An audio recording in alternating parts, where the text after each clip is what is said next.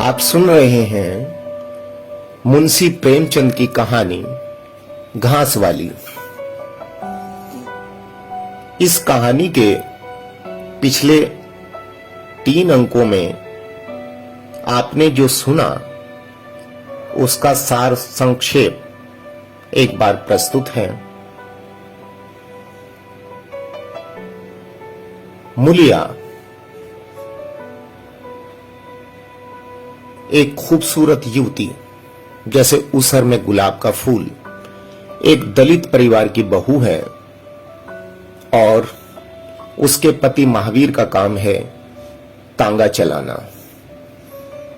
चूंकि एक निर्धन परिवार से संबंध रखने के कारण मूलिया को घोड़े के लिए घास लेने जाना पड़ता है। गांव का एक जमींदार युवक ठाकुर चैन सिंह मूलिया के रूप लावण्य पर फिदा हो जाता है। वह मूलिया के सामने अपना प्रेम प्रस्ताव रखता है, जो वास्तव में प्रेम नहीं, वासना ही थी। मूलिया एक स्वाभिमानी, सुंदर और आत्मविश्वास से भरपूर युवती है। वह चैन सिंह के प्रणय निवेदन को ठुकरा देती है और उसे यथार्थ का बोध कराकर लज्जित कर देती है। चैन सिंह चूंकि मूलिया पर आसक्त है, तो वह किसी तरह की जोर जबरदस्ती करके मूलिया को प्राप्त करने की कोशिश नहीं करता। मूलिया घास छीलती है और शहर जाकर उसे बेच कर आती है।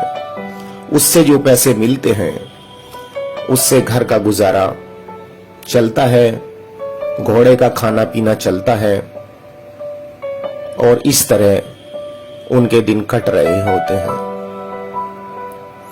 एक दिन चैन सिंह कचहरी जाता है और शहर में मूलिया को घास बेचते हुए देखता है।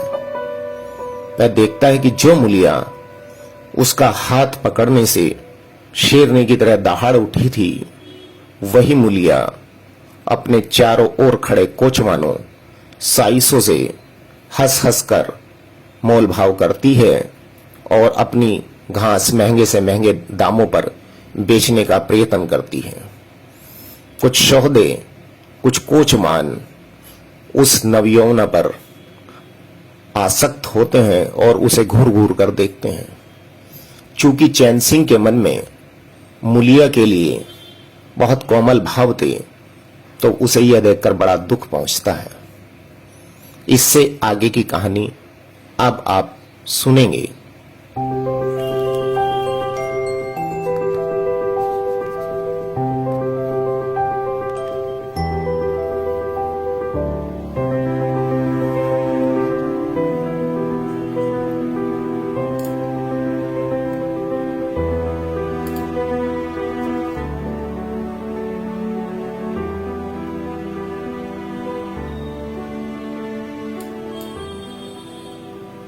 चैन सिंह को ऐसा क्रोध आ रहा था कि उन दुष्टों को जूते से पीटे।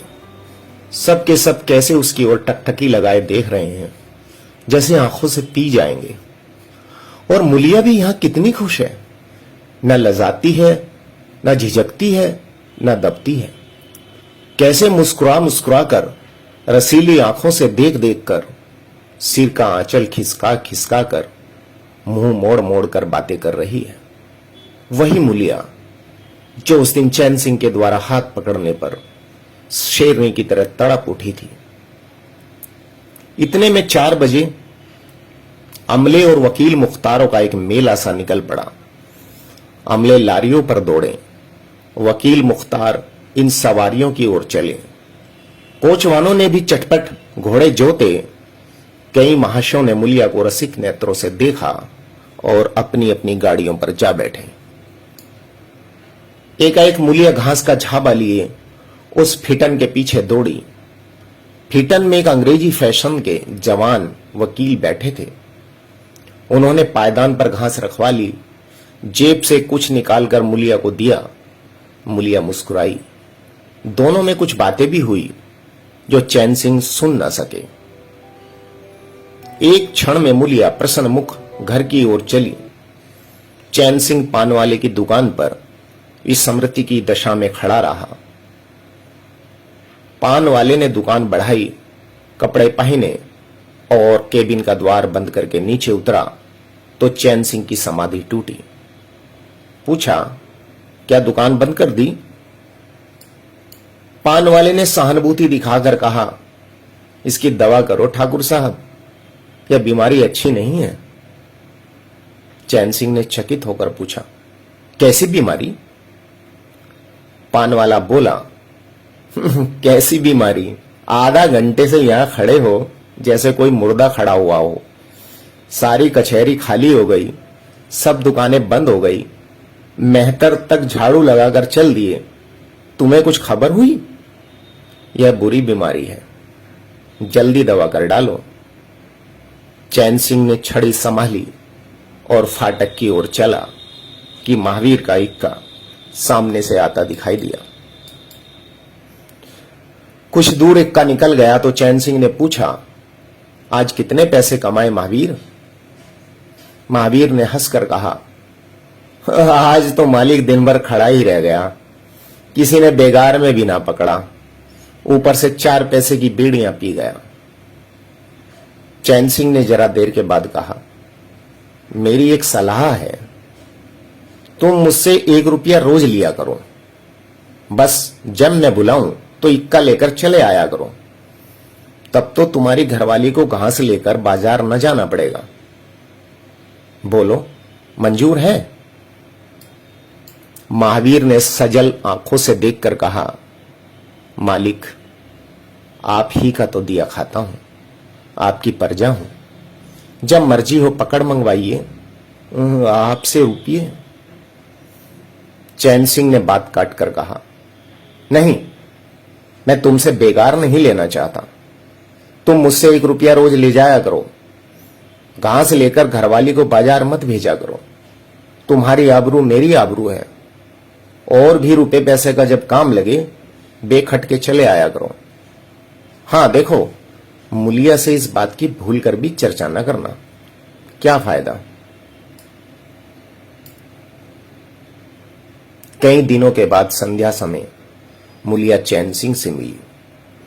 चैन सिंह असामियों से मालगुजारी वसूल करके घर की ओर लपका जा रहा था कि उसी जगह जहां उसने मुलिया की बाह पकड़ी थी, मुलिया की आवाज कानों में आई।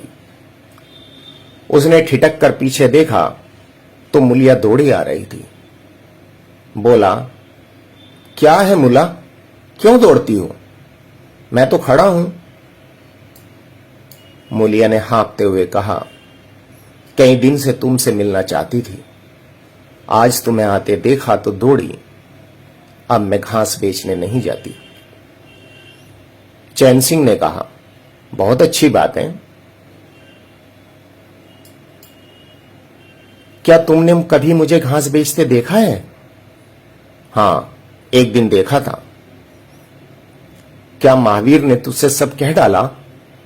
मैंने तो मना किया था। वह मुझसे कोई बात नहीं छिपाता। दोनों एक क्षण चुप खड़े रहे, किसी को कोई बात न सूझती थी। एकाएक मुलिया ने मुस्कुराकर कहा, यहां तुमने मेरी बाह पकड़ी थी? चैन सिंह ने लज्जित होकर कहा, उसको भूल जाओ मूला, मुझ पर जाने कौन सा भूत सवार था। मुलिया गदगद कंठ से बोली, उसे क्यों भूल जाऊं? उसी बाहा गहे की लाज तो निभा रहे हो। गरीबी आदमी से चाहे जो करा ले, तुमने मुझे बचा लिया। फिर दोनों चुप हो गए। जरा देर के बाद मुलिया ने फिर कहा, तुमने समझा होगा मैं हंसने बोलने में मगन हो रही थी। चैन सिंह ने बलपूर्वक कहा, नहीं मुलिया, मैंने एक क्षण के लिए भी नहीं समझा। मूलिया मुस्कुराकर बोली, मुझे तुमसे यही आशा थी और है। पवन सिंचे हुए खेतों में विश्राम करने जा रहा था। सूर्य निशा की गोद में विश्राम करने जा रहा था और उस मलिन प्रकाश में चैन सिंह मूलिया की विलीन होती हुई रेखा को देख रहा था। दोस्तों, तो ये थी कहानी घास वाली। कहानी को लिखा है कथा सम्राट मुंशी प्रेमचंद ने, और जैसा कि आपने सुना, इस कहानी में एक साथ बहुत सारे सेट्स दिखाई देते हैं। कहानी में प्रेम है, आसक्ति है, वासना है, सामंतवाद है, दलित चेतना है, स्त्री सशक्तिकरण है और बेरोजगारी की आवाज है। कथा सम्राट प्रेमचंद ऐसे ही नहीं कहे जाते। चरित्रों की रचना करने में उनकी प्रतिभा विलक्षण थी। तत्कालीन समाज और परिस्थितियों की जैसी झलक उनकी कहानियों में दिखाई देती है, वह दुर्लभ है। कहानी की जमीन को तिलस्मी और अय्यारी की दुनिया से निकालकर यथार्थ की भूमि पर स्थापित करने में प्रेमचंद का योगदान कभी नहीं भुलाया जा सकता। और महत्वपूर्ण और चर्चित कहानियां हमारे इस चैनल पर आती रहेंगी। आपका साथ चाहिए।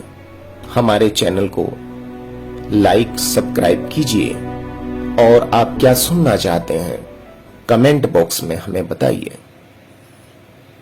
शुक्रिया। शुभदा बुक्स के इस चैनल में आपका बारंबार स्वागत है। धन्यवाद।